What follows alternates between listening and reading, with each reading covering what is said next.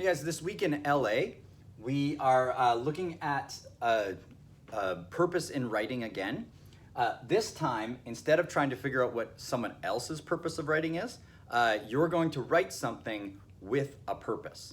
Okay, so first thing you need to do is listen to the story, The Sword and the Stone. I've attached that video to this assignment. So if you haven't read that or listened to that story yet, please do that before you go into the rest of this assignment. If you have done that already, you're ready for the next step. So your assignment is that you're going to write a paragraph that discusses how King Arthur became the King of England.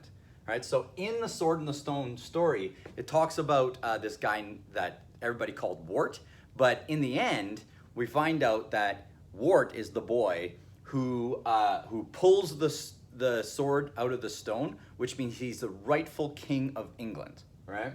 And his name isn't actually Wart, it's actually Arthur. Now, when you write your paragraph, you're going to make sure that you have a title, your name, 4 to 5 sentences, so that's like an introduction, 2 or 3 body paragraphs, and a conclusion.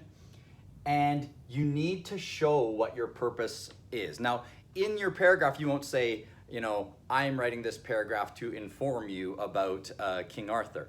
But if you were writing to inform the reader, you would give lots of facts and tell them the story, not worrying about it being entertaining, just giving them the facts, just making sure that you are giving them new knowledge.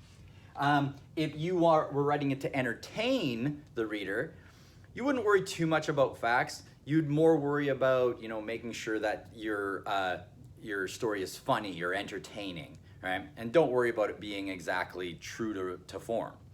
If you were trying to persuade the reader of something, it means that you have an opinion and you want that reader to get their opinion. So, you might say something about like, it was really unfair for them to choose to pick the leader based on who can pull a stone out or a sword out of a stone. That seems really silly to me, right? That would be like an opinion, and you would want the reader to think that way. I've given you guys a graphic organizer here to plan your paragraph. So your paragraph, like I say, needs a title and your name, and the first sentence will be your introduction, right? So you're going to be telling about what your paragraph is about. Your body sentences kind of give your evidence. They're telling about the important things that were going on, right? And so, like I say, if you're entertaining the reader, this is where your jokes will be, or your part you're trying to make funny, you're just trying to make entertaining.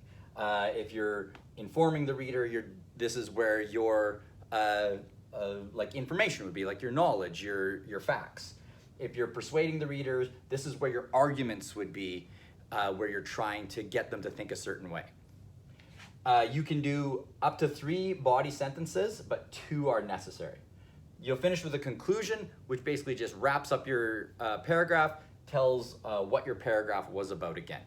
Okay? So after you have finished this part of it, you're going to send this to me. I will look it over. I will give you any comments or feedback, and I will try to discover what your purpose was. Don't forget to do this one question afterwards that tells how you were able to achieve your purpose. So if you were entertaining, you'd say, I included lots of jokes and funny things. If you were informing, you would say, I included a lot of facts. If you were persuading, you would say, well, I included a lot of arguments to try to get the person to think the way that I think. Okay? Once you have that into me, I will send it back to you with some suggestions, and then you can do your good copy. All right, guys, I hope that helps, and have a good time doing it. Goodbye.